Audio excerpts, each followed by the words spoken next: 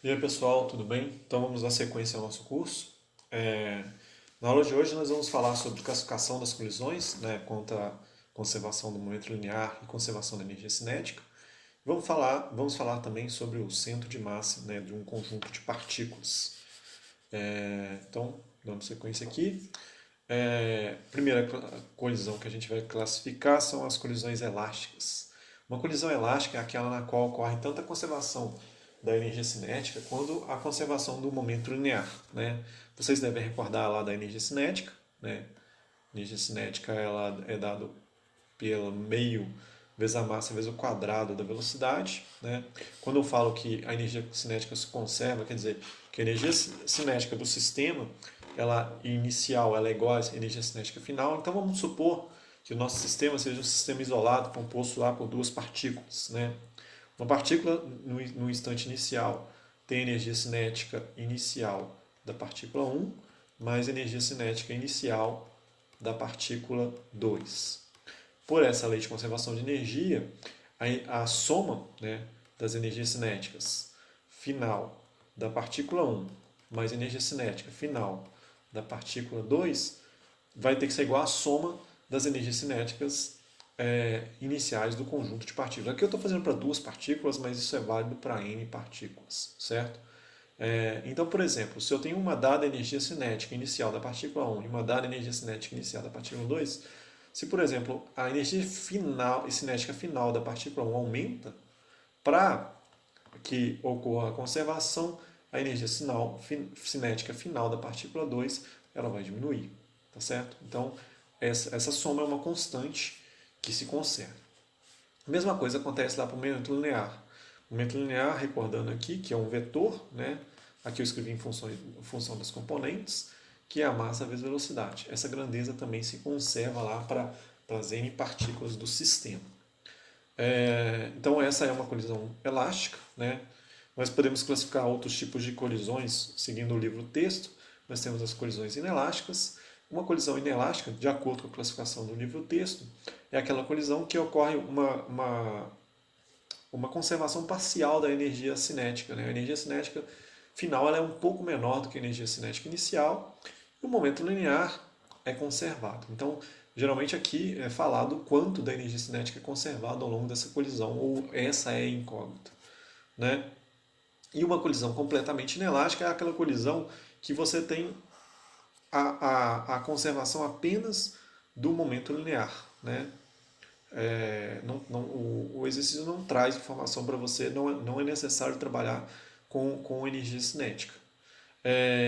Esse tipo de colisão é aquela na qual você tem um sistema em que inicialmente você tem duas partículas, por exemplo, duas partículas, e no final da colisão você tem apenas uma, né, com a soma das massas das duas. Por exemplo, se você tem massinhas de modelar, se você atira duas bolas de massa de modelar uma contra a outra, inicialmente você tem duas partículas, elas colidem, se tornam um único corpo e se deslocam com uma dada velocidade final. Outro exemplo, por exemplo, uma colisão entre dois carros. Né? Vamos supor que inicialmente nós temos os dois carros, durante a colisão eles se entrelaçam e saem como um único corpo. Então esses são exemplos nos quais a gente pode considerar como uma colisão completamente inelástica. Então vamos fazer alguns exemplos. Né? Esse primeiro exemplo é um exemplo de colisão completamente inelástica. Ele fala o seguinte: nós temos aqui um pêndulo balístico. O que é um pêndulo balístico? É um experimento físico utilizado para medir a velocidade inicial de projétil. Tá? Então, ele fala o seguinte: nesse pêndulo balístico, nós temos um projétil de massa mb, né, e esse projétil é disparado contra um bloco de madeira de massa my, suspenso por um pêndulo, né, como um pêndulo, né, e produz uma colisão completamente inelástica. Então quer dizer que o projétil ele vai entrar, ele vai se fixar no bloco de madeira e os dois vão ser considerados como um único corpo. Depois do impacto com o projétil, o bloco oscila e atinge uma altura y. Quer dizer, o bloco está parado aqui, né, no ar, o projétil bate, os dois se juntam, o sistema ganha energia cinética E essa energia cinética é transformada em energia potencial gravitacional, faz ele subir até uma altura máxima. Então vamos resolver o problema dessa forma. E ele fala o seguinte: se você conhecer a massa do projétil, a massa do bloco de madeira e a altura que subiu, qual que é a velocidade inicial do projétil? Então, inicialmente aqui nós temos um projétil, certo? Esse risquinho aqui. Esse projétil ele tem uma velocidade do projétil que eu vou chamar de VB inicial. E aqui nós temos o pêndulo balístico, certo? Ele está aqui em repouso, com uma velocidade de zero e com sua massa mn. O projétil colide contra o pêndulo começa a oscilar, né? Então, na primeira oscilação, ele vai subir até uma altura y, como diz o problema. Então, o projétil está aqui dentro, alojado, e nós temos aqui que essa colisão deu energia cinética para o sistema, né, para o sistema projétil mais bloco de pêndulo balístico, e fez com que esse bloco subisse, transformando essa energia cinética numa energia potencial gravitacional. Para a primeira parte, né, até o momento da colisão, segundos depois da colisão, antes do bloco começar a subir, eu posso considerar o sistema apenas na direção x. Né? Então, na direção x, o que eu tenho? Eu posso usar apenas a conservação do momento linear. Né? Então, o momento linear do projétil, massa do projétil, vezes a velocidade do projétil. Mais momento linear do bloco, massa do bloco de madeira, vezes a velocidade do bloco de madeira. Isso vai ser igual à soma das massas, né? Os dois agora estão unidos no final, massa do projétil mais a massa do bloco de madeira, vezes uma velocidade final dos dois. O projétil está em repouso, essa velocidade aqui é igual a zero, então aqui eu estou interessado em achar essa velocidade do projétil. A velocidade do projétil vai ser a soma das massas, né, massa do projétil mais massa do bloco de madeira, dividido pela massa do projétil, vezes a velocidade final. E agora, como encontrar essa velocidade final para que eu obtenha a velocidade do projétil? Vamos usar, após a colisão, ocorre com que o bloco de madeira ganha energia cinética, ele sobe. Então vamos usar a conservação da energia.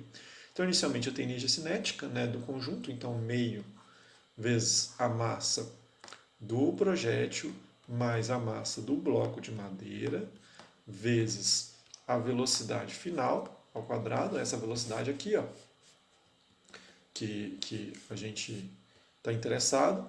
Isso vai ser transformado em energia potencial gravitacional. Né? Massa do projétil mais massa do bloco de madeira vezes a aceleração da gravidade vezes a altura.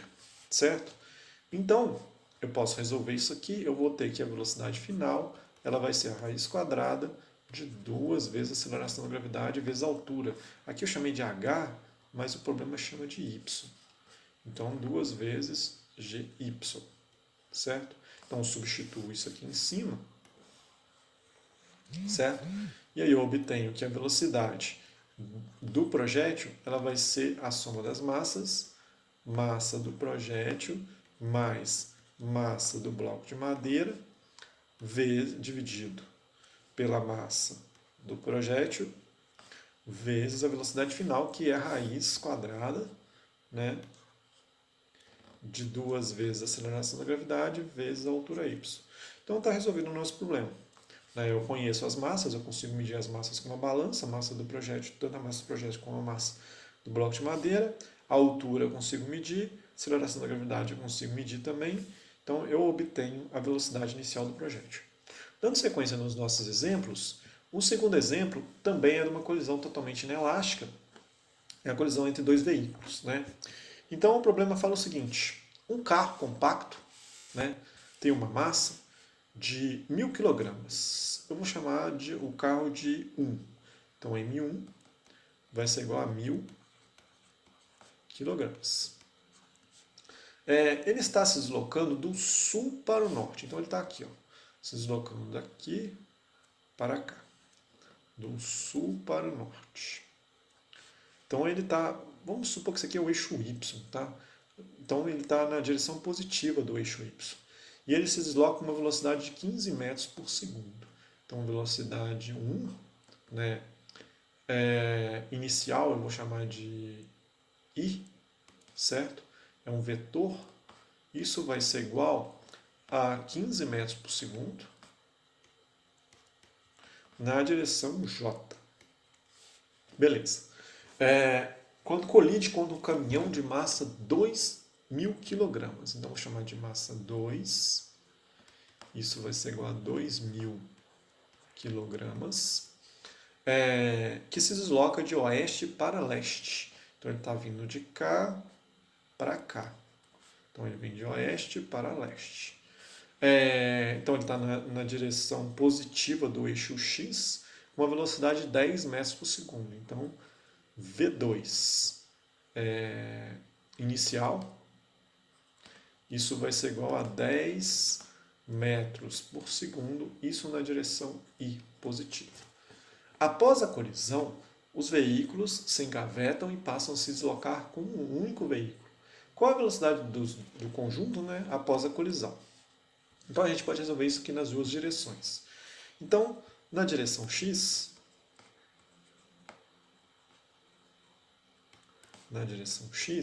o que eu tenho? Eu tenho que a massa do veículo 1 vezes a velocidade do veículo 1, mais a massa do veículo 2 vezes a velocidade do veículo 2, eles vão se engavetar, então é a massa 1 mais a massa 2, certo? Vezes a velocidade final na direção X desse conjunto. Na direção X, certo? A velocidade 1 tem componente na direção Y, então aqui para a gente é 0, na direção X. A massa 2 é de 2.000 kg, 2.000, e a velocidade 2 são 10 metros por segundo. Eu vou omitir as unidades aqui, pessoal, porque eu estou trabalhando no sistema internacional, então a minha solução vai dar metro, segundo, então tudo dentro do sistema internacional. Aqui a soma das massas vai dar 3.000, né? 1.000 do carro e mais 2.000 do caminhão, vezes a velocidade final na direção X que eu estou interessado. Então aqui eu consigo resolver a velocidade final na direção X, vai ser aqui 20.000 dividido por 3.000, isso vai dar 6,67. 6,67. 67 aproximadamente, tá? Metros por segundo. Na direção X, beleza. Na direção Y, também resolvo o problema, mesmo então, conservação do momento linear, massa 1 vezes velocidade 1 na direção Y, mais massa 2 vezes a velocidade 2 na direção Y, isso vai ser a soma das massas, massa 1 mais massa 2, vezes a velocidade final na direção Y. Massa 1 são 1.000 kg, velocidade 1 na direção Y são 15 metros por segundo. Aqui é 0, né, não tem componente da velocidade na direção Y para o caminhão. Isso vai ser a soma das massas, 3.000, vezes a velocidade final na direção Y. Beleza. Então eu obtenho que a velocidade final na direção Y vai ser igual a 15.000 dividido por 3.000, isso vai dar 5 metros por segundo. Então eu tenho meu vetor velocidade final. Meu vetor velocidade final vai ser igual a componente x, 6,67, e mais a componente y, 5,0j, isso em metros por segundo. Beleza. Mas se eu quiser saber qual que é o módulo desse vetor, posso calcular o módulo desse vetor. Lembrando lá do curso de geometria analítica, o módulo do vetor velocidade ele é dado pela raiz quadrada do quadrado das componentes. Então, eu tenho a componente x, 6,67 ao quadrado, mais 5,0 ao quadrado, né? Resolvendo isso daqui, eu vou obter que o módulo do vetor é 8, e linda, 8,34 metros por segundo. Eu posso calcular o ângulo, né? O ângulo aqui que vai sair o conjunto, ele é o arco tangente da componente y do meu vetor velocidade, então 5,0, dividido pela componente x, 6,67. Resolvendo isso aqui, eu acho que o ângulo é 36,8 graus. Então eu posso até desenhar aqui agora, né? Eu tenho o meu vetor velocidade na direção y, tenho o meu vetor velocidade. Desculpa, a componente no meu vetor velocidade na direção y, a componente no meu vetor velocidade na direção x. Então aqui eu tenho meu vetor velocidade, né, que tem módulo igual a 8,34 metros por segundo, e o ângulo aqui com relação ao eixo x é de 36,8 graus. Beleza, pessoal? Então vamos dar sequência. O próximo exemplo é um exemplo que vai usar tanto a conservação da energia quanto a conservação do momento linear, né? É um exemplo um pouco mais completo. É um exemplo bidimensional. Fala o seguinte: em uma colisão entre dois discos de hóquei sobre uma mesa de ar, o disco A possui uma massa de 0,500 kg. Massa A igual a 0,500 kg. Certo?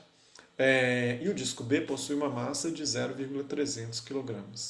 Então, massa B igual a 0,300 kg. Beleza. O disco A possui velocidade inicial 4 metros por segundo no sentido positivo do eixo x. Então, o vetor velocidade A inicial ele é igual a 4. Ali não tem o zero, mas eu vou colocar metros por segundo na direção I. Certo. Não tem isso aqui não, tá, pessoal? Esse zero eu vou apagar ele. Eu estou colocando um algarismo significativo onde não tem. Deixa eu pegar a borracha aqui, apagar isso aqui. Beleza. A resposta vai ter que ter um som significativo. Deixa eu voltar aqui. A velocidade final do disco A é de 2 metros por segundo, então vou chamar de VAF, e ele não tem a direção desconhecida. Então a gente vai ter que descobrir essa direção. Metros por segundo. Então eu pus só o módulo dele aqui. O disco B está inicialmente em repouso. Então a velocidade vetor B inicial. Eu não estou pondo inicial, eu vou apagar isso aqui. Tudo aqui. Borracha, não tem esse zero aqui. Então a velocidade B inicial ela é igual a zero. Né? Calcule a velocidade B final e os ângulos com relação à horizontal das velocidades dos discos A e B. Então vamos tentar representar isso aqui. Eu tenho aqui o meu disco A, certo? Ele está viajando aqui com uma velocidade A, né? Que isso aqui é um A. E meu disco B, que está aqui em repouso. Ele está falando que está sobre uma mesa de ar, né? Isso, quer dizer, está desconsiderando o atrito entre os discos e a superfície da mesa. Então, é um sistema que a gente vai considerar como um sistema isolado, né, dos dois discos. Né? Então, nós podemos usar a lei de conservação de momento linear e energia. Então, aqui, inicialmente, o disco A está viajando aqui na direção positiva do eixo X, certo? E o disco B está parado. E depois da colisão, o disco A, vou fazer aqui em cima, o disco A está aqui, ele vai sair com uma velocidade, e o disco B está aqui e vai sair com uma velocidade. Aqui está o eixo X, né? Aqui a gente vai ter um ângulo que eu vou chamar de alfa, e aqui a gente vai ter um ângulo que eu vou chamar de beta. Beleza. Então a primeira coisa que eu vou fazer, né, eu vou precisar usar tanto a conservação da energia cinética quanto a conservação do momento linear. Eu vou usar a conservação da energia cinética primeiro, porque eu vou vai trabalhar primeiro com módulos, vai ficar mais fácil. Então, usando a conservação da energia cinética, eu tenho que meio, né, vezes a massa do bloco A, vezes a velocidade do bloco A ao quadrado, mais meio vezes a massa do bloco B, vezes a velocidade inicial do bloco B ao quadrado. Isso vai ser igual a meio vezes a massa do bloco A, do disco, né? Vezes a velocidade do disco A ao quadrado. Essa velocidade ela é a final, mais meio vezes a massa do bloco B, vezes a velocidade do bloco B final ao quadrado. Inicialmente o bloco B está em repouso, o disco B está em repouso, então isso aqui é zero. Então eu posso dar uma simplificada aqui, todo mundo está multiplicado por meio, eu posso multiplicar todo mundo por 2 e desaparecer com esse meio, certo? Posso colocar a massa A em evidência aqui, massa A vai ser a velocidade A ao quadrado menos a velocidade A final ao quadrado. Isso vai ser igual a massa de B vezes a velocidade B final ao quadrado. Isolando aqui, né, a velocidade final B, o módulo da velocidade B final, eu conheço VA, né, VA é 4 ao quadrado da 16, aqui VA final é 2, ao quadrado vai dar 4, aqui vai dar 12, MA é 0,5 e MB é 0,3. Resolvendo isso aqui, vai dar raiz de 20 vai dar 4,47 metros por segundo. Pois bem, então nós encontramos o módulo da velocidade B final. Então nós temos agora esse valor. Então, guardando esse valor, vamos agora calcular, utilizar, né, a conservação do momento linear. Então, primeiro eu vou fazer em suas componentes, vou fazer na direção x. Beleza? Então, na direção x, eu tenho a massa do bloco A vezes a velocidade do bloco A, que está na direção x, mais a massa do bloco B vezes a velocidade do bloco B, que aqui é zero, né? Ele está parado. Isso vai ser igual a massa do bloco A vezes a velocidade do bloco A. No final, né, na direção x. Então vamos voltar no slide anterior aqui. A velocidade final na direção x, eu tenho aqui, ó, um vetor aqui de velocidade final, A, certo? Então eu tenho aqui a direção x, aqui a direção y, e aqui eu tenho um ângulo alfa. Se eu for calcular VA, né, na direção x, VA final na direção x, isso aqui vai ser VA vezes o cosseno de alfa, tá certo? E VAY final vai ser VA vezes o seno de alfa. Então vamos escrever isso aqui. Então VAF vezes o cosseno de alfa, né? Mais agora os valores para o disco B, né, na direção x. Então vai ser a massa de B vezes a velocidade B final vezes o cosseno. O ângulo que a gente chamou aqui foi o beta, cosseno de beta. Beleza. Massa de A gente conhece, VA inicial a gente conhece. Vamos substituir os valores e deixar isso aqui o mais simplificado possível. Então a massa de A é 0,500, a velocidade de A é 4, isso vai ser a massa de A 0,500 vezes a velocidade de A é 2, vezes o cosseno de alfa, mais a massa de B é 0,300. A velocidade de B final é 4,47. 4,47.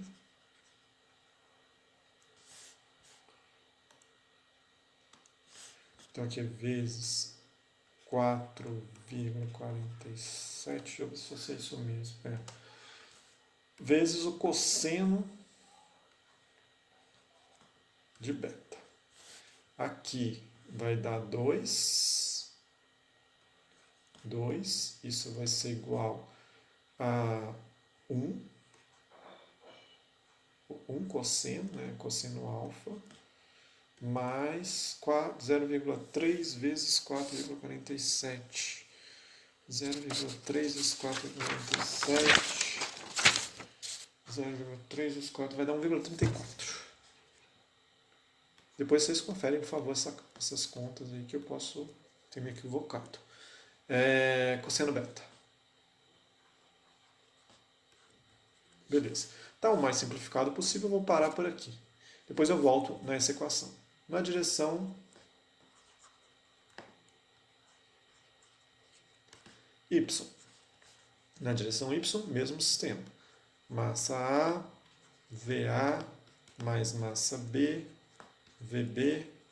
Isso vai ser massa A, VA final, seno de alfa, mais MB, VB final, seno de beta.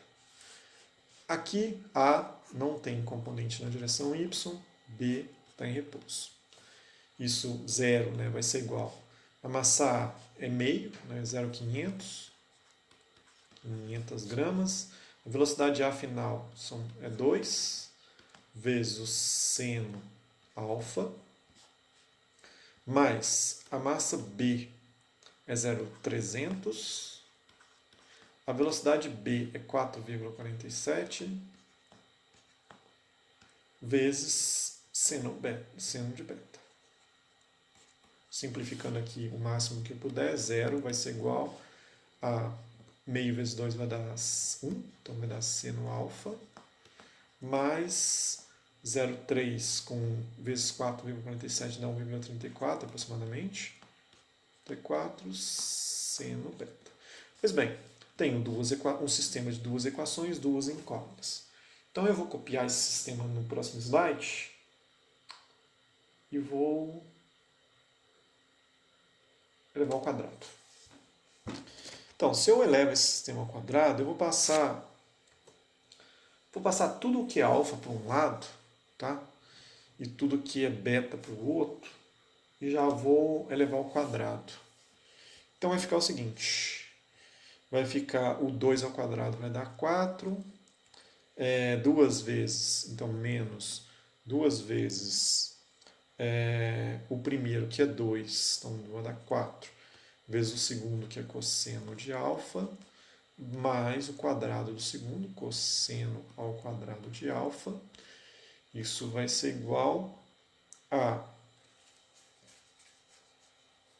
1,74 ao quadrado, vai dar 1,798 vezes o cosseno ao quadrado de beta.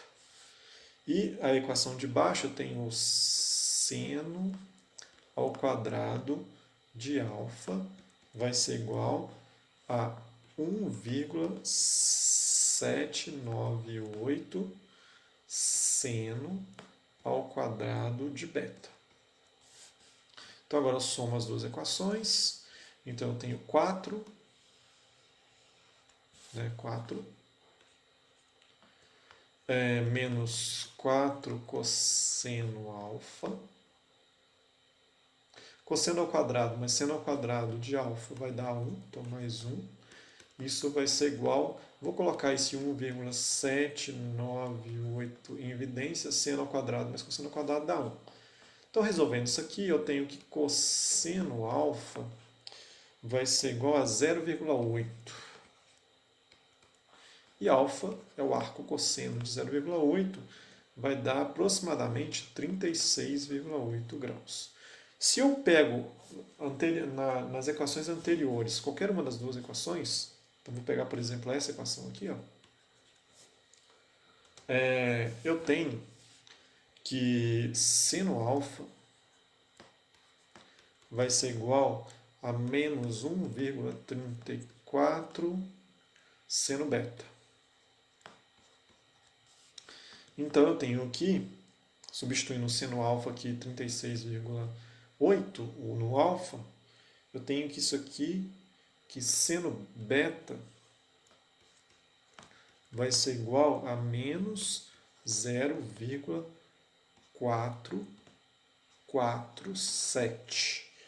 E beta vai ser igual a menos 26,5 graus.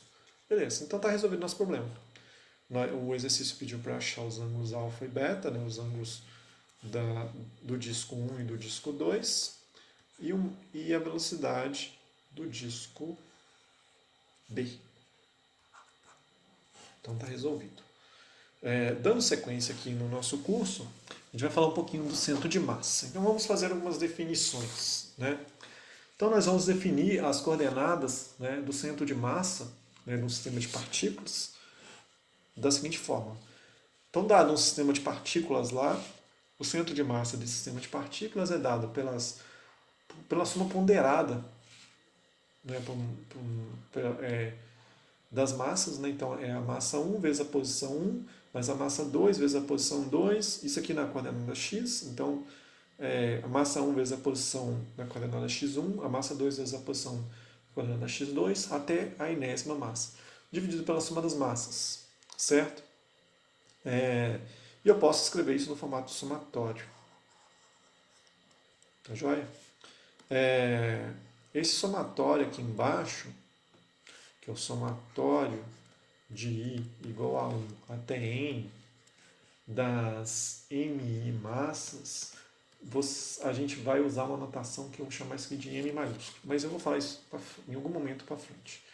Mesma coisa para a coordenada Y do centro de massa. É a soma das massas vezes as posições, dividido pela soma das massas. Tá? Com isso eu posso escrever o vetor posição do centro de massa, né? Que é a coordenada x da posição x centro de massa, coordenada x, né, do centro de massa, mais a coordenada y do centro de massa, que pode ser escrita dessa forma. Aqui tem um vetor aqui, certo? Como está aqui na equação. Se esse centro de massa está se deslocando, né, ao longo do tempo, eu posso calcular a velocidade do centro de massa, né, derivando a posição do centro de massa com relação ao tempo. E eu também posso escrever a velocidade do centro de massa, né, dessa forma, né, em função das componentes, né, das velocidades individuais de cada partícula do sistema de N massas. Tá certo? E aí eu posso substituir, como eu falei anteriormente, a soma das massas, né, por um M maiúsculo. Então, esse M maiúsculo aqui, né, que é a soma de todas as massas, vezes a velocidade do centro de massa, é igual a massa 1 vezes a velocidade da partícula 1, mais a massa 2 vezes a velocidade da partícula 2, até a enésima massa, vezes a partícula da enésima massa. Esse aqui, essa massa total vezes a velocidade do centro de massa, vai ser o momento linear do sistema de partículas, né? Aqui, o momento P. Isso vai ser a massa de todas as partículas, né, vezes a velocidade do centro de massa desse conjunto de partículas. Joia? O que acontece? Se eu tomar novamente, se essa velocidade ela varia no tempo, né, a velocidade do centro de massa varia no tempo, eu posso tomar uma nova derivada, né, e escrever a aceleração do centro de massa, né, que é a massa total vezes a aceleração do centro de massa. Isso vai ser a massa 1 vezes a aceleração da partícula 1, a massa da partícula 2 vezes a aceleração da partícula 2, até a massa da enésima partícula vezes a aceleração da enésima partícula. Mas a massa vezes a aceleração do centro de massa também pode ser escrita como a resultante das forças. E as forças que existem nesse sistema de partículas é um conjunto de forças externas ao sistema, né? E um conjunto de forças internas, né? Eu tenho lá um sistema, sei lá, de N bolinhas aqui, né? Essas partículas, elas se interagem entre si. Então, por exemplo, essa bolinha aqui interage com uma força F na direção dessa outra partícula aqui. Essa outra partícula reage com uma força F linha, certo? De mesmo módulo, direção sentido contrário. Que são as forças internas do sistema. Tá certo? E fora do sistema, né, tem aqui o meu sistema. Fora do sistema pode existir uma força aqui, que é uma força externa. Tá certo? Ou N forças externas. Que é representado aqui pelo somatório de forças externas. De acordo com a terceira lei de Newton, a resultante das forças internas ela é nula, né? Porque para cada força interna de uma partícula 1 sobre uma partícula 2, a partícula 2 vai responder, né, com uma força de mesmo modo, direção e sentido contrário, né? Então, de acordo com a terceira lei de Newton, a resultante dessas forças internas é nula. Então, resta apenas as forças externas, certo? Então, eu posso cancelar a componente das forças internas, então as forças externas elas vão causar uma aceleração no centro de massa, tá certo? Se eu transformo isso aqui numa derivada, né? Então a resultante das forças externas vai ser a massa vezes a variação da velocidade do centro de massa com relação ao tempo, jogando essa massa aqui para dentro. As forças externas elas vão causar uma variação no momento linear do meu conjunto de partículas que formam aquele sistema. Então, o que posso tirar disso daqui? Que internamente, se eu tenho um conjunto de partículas num sistema isolado, por exemplo, como nós consideramos nos exercícios anteriores, o conjunto de dois discos de rock num sistema isolado, desprezando atrito, né? Ou, por exemplo, a colisão dos dois veículos. Né? Ali eu não falei, mas para resolver aquele exercício eu falei que eu estava num sistema isolado, eu desconsiderei forças de atrito dos pneus, qualquer resistência do ar, então era um sistema isolado de duas partículas. Do pêndulo balístico, a mesma coisa. O pêndulo e o projétil é um sistema isolado, não tinham forças externas. Se não tem força externa, meu momento linear não varia. Então ele é constante, certo? Se tem força externa, eu vario o meu momento linear. Então toda vez que você for resolver um exercício, você vai ter que for usar a conservação do momento linear, você vai falar, dado que o sistema está isolado, ou na inexistência de forças externas, eu posso usar a conservação do momento linear. Tá joia? Pessoal, então é isso. Eu agradeço, né? E até a próxima aula. Muito obrigado.